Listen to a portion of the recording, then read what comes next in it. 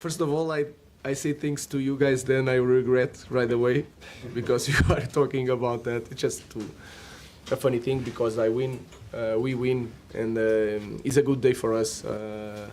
Of course, it was not a great performance, and we can see it. But we fight for the win. We gave some time to the team to understand the game, to not playing so well, but gave us time to have that bit of luck that we need sometimes to win a football match. A clean sheet also. So let's get this feeling to the next game. John. Do you feel that sort of kind of fortunate really, because maybe it was a deflected goal, you probably weren't at your best in the first half. I guess that's what my friend means about sort of aging process. It was a test really today, wasn't it? No, you need sometimes a little bit luck, and we had some games that we lost in the end. Nobody cared because the results that counts, and I remember some chances that we miss, for example against Nottingham, Bournemouth, some goals in the first minutes of the game that changed the game. So today I can see it that we have a lot to improve. We didn't play so well with the ball, but we gave time to the team, and when you have time and talented players that can show in one play and they can change the game, and today was that situation. Hi Ruben, do you feel you were due a bit of luck actually, that it was about time something came your way, and if so, does that help kind of tactical coherence or the team to understand? It's like again, we give time to the we control the ball, we understand the momentum, when to go a little bit slow to the throw in, when take a little bit time, when do you have to return to play against with the center defenders. These kind of details are really important to give us time to have this kind of moments from Bruno, from Garner, from Ahmad. They will find the chance. So we need to give time to our team to win the game. So it's a little bit luck because the kick was changed direction, but we had some situations in the last games that was the opposite. So was a good day today. Laurie. Hi Ruben. Martinez scored a goal in a similar way that he did at Anfield, getting forward. Is that what you want to see from your centre backs? Is that we talk about back three, back five, but having defenders that have been aggressive and score goals? Yeah, they are nowadays, and when sometimes they are the midfielders, because you don't have a lot of space between the lines, and you have to find this space. And they are the players. They have the game in front, and they have to be the midfielders. So it's really important. I think when the center defenders play well with the ball, we play well. So it's like it's something that Licha does really well and can take the ball. He has to continue, and the older guys have to improve also in that area. Just on Rasmus, that had a bit of a difficult game, right? And saying, what do you view of his form at the moment in terms of hold of play and being connected to the team? He wants really, really hard, and then you can see it that sometimes without training there is a disconnection. We can explain, but without training sometimes it goes away when it should be near. Sometimes go near when they should make a run. So we don't have time to create that connection. We don't train these kind of things. We just talk about these things, and of course he has a lot to improve, like the teammates. And sometimes you have a good game, and other day you cannot have a good performance. The important thing is that I see every day that he wants really bad. He talks about that. He wants to train a little bit more in the end of trainings, and that is the best thing to improve. But as a footballer, you have, and he's a young guy, he has to understand that sometimes you have a bad game, but you have to continue to go to the next. Ruben, do you like how Martinez plays right on the edge, or are you sometimes worried that he might go over the edge? In terms of with the ball? In terms of tackles, I mean, just to say, there's a lot of talk about his tackle on Traore, and I think it was I didn't see it. It's no, I cannot spend 2 months saying that we need to be more aggressive and be and fight more, and then I say to Lisandro don't fight too much. So it's a balance. So the important thing is Licha don't want to harm another footballer. That is the most important thing. He wants to win, and he shows in every play. One here. Garnacho's started the last two games. What do you made of him, and is he staying in this window now? That nobody knows. Anything can happen. But I count with Garnacho, and he's improving in every department of the game. The way they recovered, the understanding of the game when they defend. I'm trying to find the best position for him. Today he play a little bit more open, not so much inside. So we need guys with 1 against 1. But like I say, I don't know what is going to happen until the end of the window. Last question, Mark. You mentioned Ireland obviously struggling with the goals, Xerxes struggling to goals as well, 1 of 14 games. Is there any way back for Marcus Rashford, who's obviously got a proven record, but he's not been in your team for I think 11 games now? It's the same. It's always the same reason. So What is that reason? the reason is the training. The way I see what a footballer should do in training, in life, and is every day. So if things don't change, I will not change. So if he's still here after the window closes, the same situation? It's the same situation for every player. If you do the maximum, if you do the right things, we can use every player. And you can see it today on the bench. We miss a little bit like pace to go, to change the game, to move some pieces, but I prefer like that. I will put Vital before I put a player that don't give the maximum every day. So I will not change in that department. Thank you. As we turn to Manchester United's trip to Fulham later on today, big news off the field for United today. The government is backing the club's proposals for the Old Trafford regeneration project, which could see the construction of a new 100,000-seater stadium. The Chancellor, Rachel Reeves, is going to give a speech on Wednesday. She's expected to outline how the plans will benefit from the government's planning and infrastructure bill. The United Chief Exec, Omar Barada, has told us the delivery of a world-class stadium can be the catalyst for major regeneration of an area of Greater Manchester which requires new investment to thrive again. We cannot achieve that wider aim on our own, which is why we welcome the announcement by the Chancellor and the ongoing support of the Mayor of Greater Manchester and Trafford Council. If we work together, there is a once-in-a-lifetime opportunity to create a landmark project around Old Trafford that the whole region will be proud of. The stadium will be 40,000 seats more than the next biggest in the Premier League. That's Tottenham, but another big game coming up. I'll tell you what, tonight. yeah, if they keep playing like this, they ain't filling that stadium. They will, though, won't they? I mean, Not if they keep playing like this, they ain't filling that stadium. It's still the name, though, isn't there? Yeah, it's still Man United. So it's a huge tourist attraction, isn't it? Man United.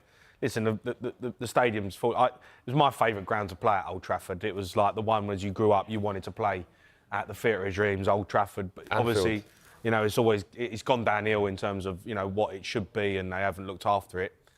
You know, if they get a 100,000-seater stadium, it'll probably look incredible up there. But I don't know if Man City fans would be too happy about having to pay it out of their own pockets, would they? If it's Man City will go and top that. But if they carry on, I mean, maybe James got a point. If they carry on playing the way they are, I mean, obviously Ruben Amorim is determined that they won't. But if they carry on in this form, then it is going to look a bit odd having a team like that with a stadium like that. I mean, the word Tottenham, the word Tottenham slightly springs to mind, Jamie O'Hara, but yeah, it's still Man United. Isn't it right that most of Man United's fans are from abroad anyway? So if Man United keep on playing like this, then fans ain't paying for their plane tickets to come over and then pay to get in that stadium. I think the difference that happened, and what a big thing I've noticed is that the era that I played in, when you was a young kid, it was all about supporting Man United. Everyone supported Man United. Whoops. Yeah, and Liverpool as well. And Arsenal. But, you know, yeah, but now it has changed. The younger generation of fans who are looking for new teams, they go Man City. I'm seeing a lot of Man City young kids, and the new generation of fans coming up now are Man City fans. And that old way of, oh yeah, Man United, the biggest club in the world, and everyone supports Man United, has changed. But that's because, right about that. You know, eventually, young kids and young people want to go. They want to see the best players, don't they? They want to see the best players. So when you're growing up and you're seeing the likes of Foden, Kevin De Bruyne, you know, these kind of players, Aguero, Haaland now, you see these kind of players, you want to support that team. You want to go and watch that team. OK, let's talk United on the field, and that comment from Ruben Amorim last week that his United side is the worst in the club's history. Went down like a lead balloon, You didn't it? can't say Well, that. he sort of backtracked a bit, hasn't he? He was trying to get. I don't think he's wrong, though. Is he wrong? I mean, yeah, but there was a Man United team that got relegated. So, yeah, he's definitely Okay, wrong. in our generation. In the Premier League era, they're not great, let's be honest. You know, in this Premier League era, they are one of the worst teams we've seen. And, you know, I've watched them on a regular basis and they are terrible. They're trying to find a way to get it right. I just don't think he's got the players to play the way he wants to play. 100%. Like, he wants to, he keeps, and I get it, his principles are 3-4-3. You know, he didn't want to come to Man United. Now. He wanted to come at the end of the season. He wanted to stay at Sporting Lisbon, and they was like, it's now or never. So he's had to bite the bullet and come. And I think he's come in and gone, you know, he's trying to be this honest guy, and he's trying to, you know, build up a rapport with the fans. He ain't got the players. The players are terrible. They stop running for the other manager. Is it not the least bad option they had? Because the alternative is either you bring in an interim manager and they've seen how that doesn't left work. it with Ruben van Nistelrooy. They should have. That's a point, because he got some good results there. Players responded to him. One thing I would say though about Ruben Amorim, he went in there and he said this is going to be very painful, and he's not wrong.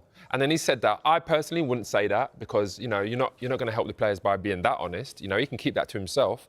But ultimately, the painful bit or the worst team ever bit? The worst team ever bit. You've got to keep that to yourself. You don't even say that to me. So why did he that's say a story. it? Why did he do it? I think he's just playing to the media. Maybe it's a reaction. Why would he do that? But maybe it's a reaction as well, right? He's trying to get a reaction out of the players, because I think he lost his self in the dressing room. He smashed up the TV. Maybe he's come out. He's probably fuming. And I think historically, from interviews that I've heard from the past, he doesn't talk after matches. No. He's not one of these managers that comes in and says stuff after match. He normally just leaves the dressing room and doesn't say anything. But I think he's lost his rag, and I think that's spilled into the interview as well. He'll regret that. I think it's a really bad take. The players should react from that as well. Maybe he's trying to get a reaction from the players. I mean, was it maybe just bad temper, or was it trying to just get a reaction? Like Jamie said, I completely agree again. Like, they don't have the players to play 3-4-3. That's why they're like trying to sign. They're trying to sell Garnacho. If you play Garnacho as a winger, he's effective. Yeah. He is very effective. But the only players that I see are going to do well in that team right now that will play, once he has his whole team sorted out and he gets all these players in, only Ahmad and Fernandes, I think, will play in that starting 11. I think Fernandes struggles in the Man United team in that area. Where do you play him? Well, where do you play him? You've got to play him as number 10. Yeah, but he don't play number 10s. Yeah, I'm thinking going forward, he would play as a number 10, but right now... No, but he doesn't play number 10. He plays 3-4-3. They don't play with a number 10. Yeah. Bruno Fernandes is a number 10. And I've watched him this season. And Bruno Fernandes, he plays him on the left. He's played him on the right. Then he plays him centre mid. But he plays him in centre mid because there's no one else to play in centre. I know, but he's not a centre midfield player. He gets done. He gets run off. You've got to have two amazing midfielders. If you're going to play two midfield against basically every team plays three in midfield now. If you have got to have some unbelievable midfielders to play two in there. And Bruno's got all the attributes to be a really good midfielder. He gets on the ball. He can't run. He's not a runner. When I'm talking about Gerrard running, I'm talking about proper running. Box to box. Box to box, there and back. Roy Keane, Paul Scholes. Man United haven't got them players. So he's trying to play a formation that he hasn't got the legs for. And they are just getting crucified in midfield. They are so open. Every time I watch them, I'm like, oh my God, they are so open. And I don't know how he's going to get it right unless he swallows it and says, I can't play 3-4-3 until I get my players. I can't see him doing that either. He's one of them managers, to me. As much as he's a very good manager, he looks a little bit arrogant. He's not going to change his ways. He's just not. And it's like, like Bielsa. Bielsa's like, I don't care if I concede goal. This is my way. Take it or leave it. I know. And I feel like that's what he's going to do at the club. But ultimately, Man United have accepted that. He's not gone in there and said, I'm playing 3-4-3. I'm playing my way. I'm not going to change. And like you said, Man United have to swallow that and just say... It looks like they are swallowing it to the end of the season, even though defensively they're dodgy as well. One clean sheet in 16 matches.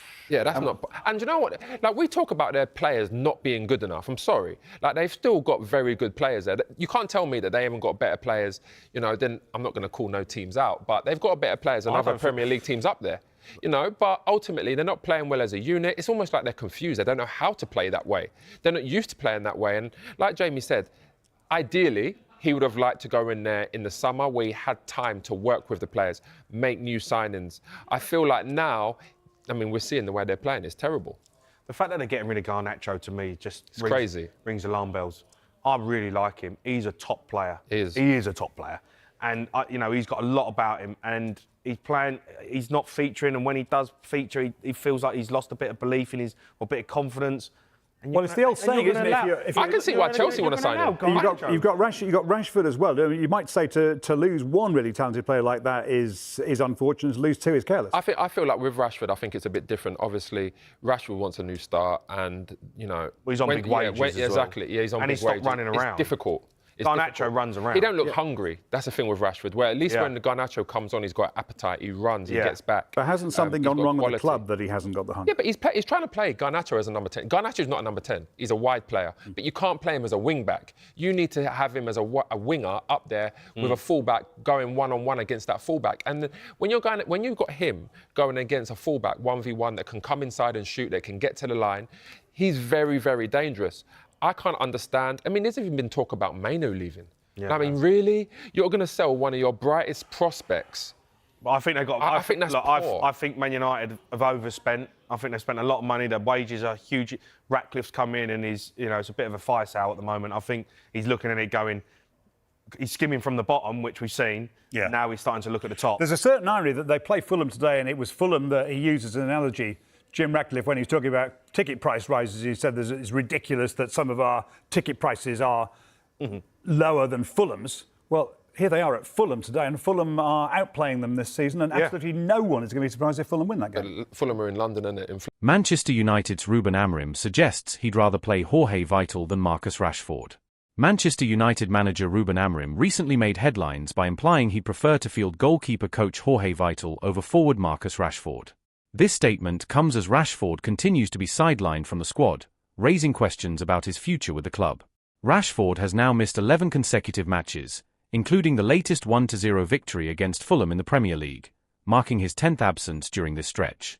After being dropped from the Manchester derby on December 15th, he expressed a desire for a new challenge and hasn't played since.